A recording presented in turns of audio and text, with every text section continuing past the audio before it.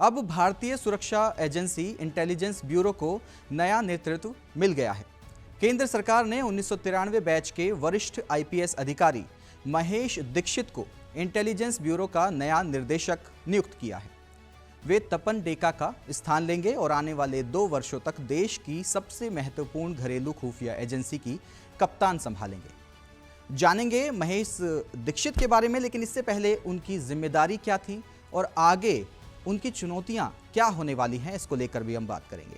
सबसे पहले जान लेते हैं कि आखिर कौन है महेश दीक्षित। महेश दीक्षित कोई अचानक सामने आया चेहरा नहीं है, बल्कि 3 दशक से लंबे प्रशासनिक और सुरक्षा अनुभव ने उन्हें देश के सबसे भरोसेमंद पुलिस अधिकारियों में शामिल किया हुआ है।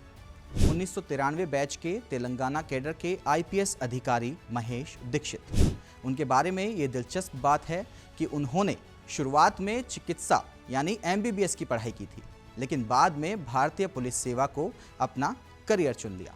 इसके बाद उनका अधिकांश जो कार्यकाल है वो संवेदनशील सुरक्षा और खुफिया मामलों से जुड़ा रहा है। अब बात करते हैं कि इससे पहले कौन कौन सी जिम्मेदारियां वे संभाल चुके हैं। महेश दीक्षित ने अपने 33 वर्ष के पूरे करियर में कई महत्वपूर्ण और संवेदनशील जिम्मेदारियां निभाई हैं। उन्होंने इंटेलिजेंस ब्यूरो में लंबे समय तक विभिन्न स्तरों पर काम किया है और देश की आंतरिक सुरक्षा से जुड़े अनेक ऑपरेशन का अनुभव हासिल किया है। अनुच्छेद 370 के बारे में आप सभी जानते होंगे।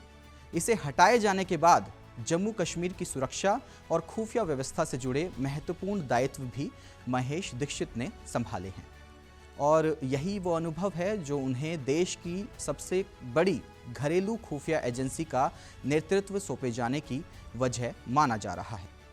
अपनी उत्कृष्ट सेवाओं के लिए उन्हें कई बार प्रतिष्ठित पुलिस पदकों और सम्मान से भी नवाजा जा चुका है।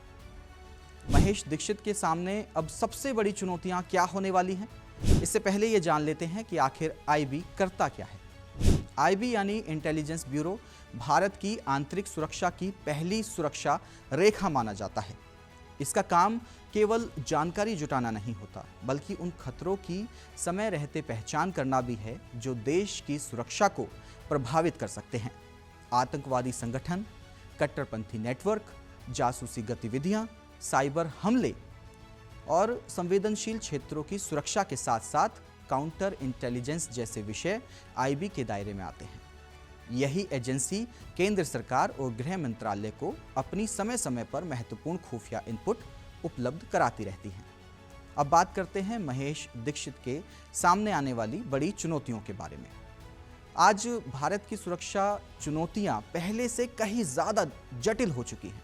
आतंकवाद के साथ साथ साइबर हमले, डिजिटल कट्टरपंथ, सोशल मीडिया के माध्यम से फैलाया जाने वाला दुष्प्रचार, सीमा पार से संचालित जासूसी नेटवर्क और हाइब्रिड वारफेयर, ये ऐसी नई चुनौतियां तेजी से उभर रही हैं। ऐसे समय में महेश दीक्षित के सामने सबसे बड़ी जिम्मेदारी केवल सूचनाएं जुटाने की नहीं होगी, बल्कि आधुनिक तकनीक और बेहतर समन्वय के लिए देश के खुफिया तंत्र को और अधिक प्रभावी बनाना भी होगा। उनकी ये नियुक्ति कई मायनों में महत्वपूर्ण है, क्योंकि आईबी प्रमुख की नियुक्ति सिर्फ एक प्रशासनिक फैसला नहीं होती, ये उस व्यक्ति का चयन होता है जिसके पास देश की आंतरिक सुरक्षा से जुड़े सबसे संवेदनशील सूचनाएं आती जाती रहती हैं, पहुंचती रहती हैं।